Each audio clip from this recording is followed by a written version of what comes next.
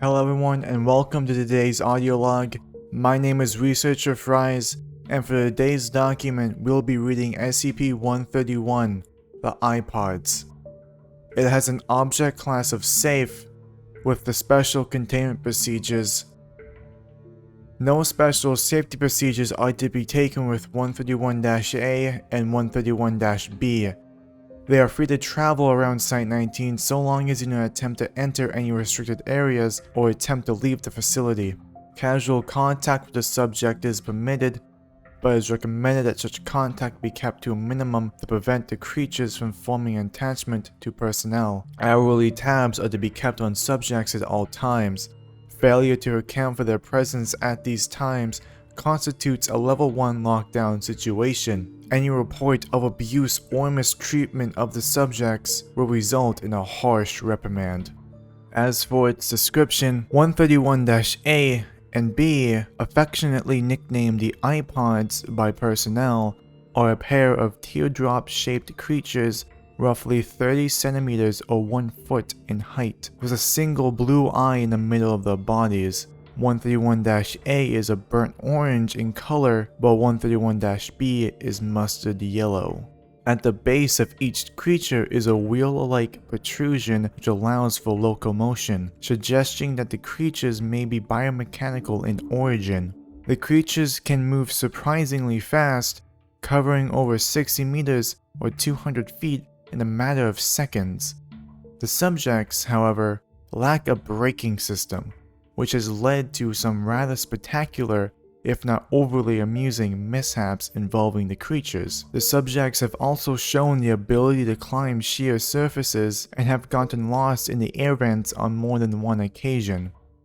The subjects seem to have the intelligence of common house cats and are insatiably curious. Most of the time they simply roll around the facility, observing personnel at work and catching peeks at other safe class SCPs. The subjects seem to be able to communicate with each other via an untranslatable high-pitched babbling.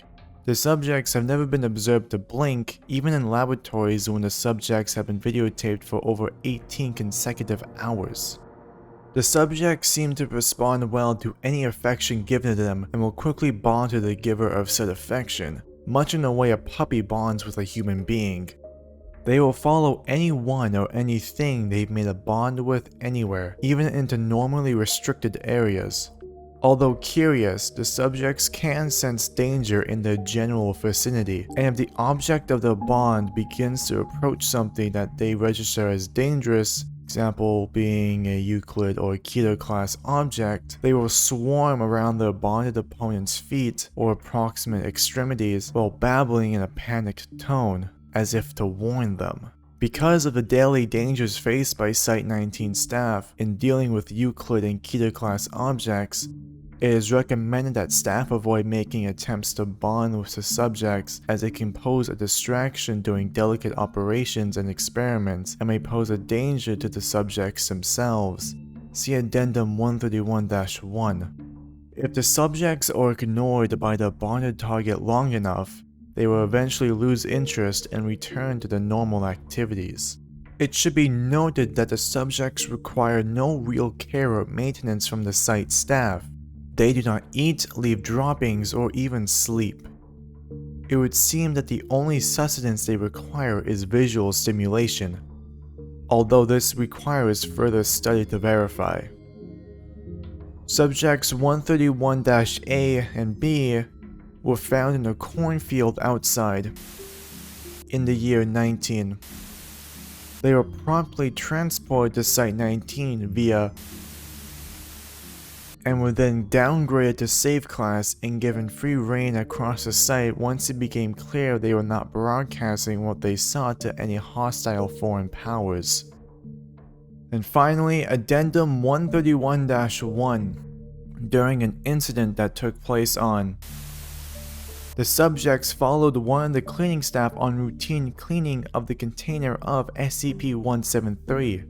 After the normal attempts to warn the cleaner of the danger were ignored, the creatures rushed into the container in front of him and the other two personnel on duty. Once inside, the staff members observed the subject sitting in front of SCP-173 and watching it intently. as if aware that it could only move if unobserved. The cleaners ignored the presence of the subjects and continued with the bi-weekly cleaning as per standard procedures. When the cleaning crew left, the subjects did as well, rolling backwards slowly and never taking their eyes off of SCP-173. Current applications of 173-B and A as wardens for SCP-173 and perhaps other SCP which require constant observation such as SCP-689 are being considered.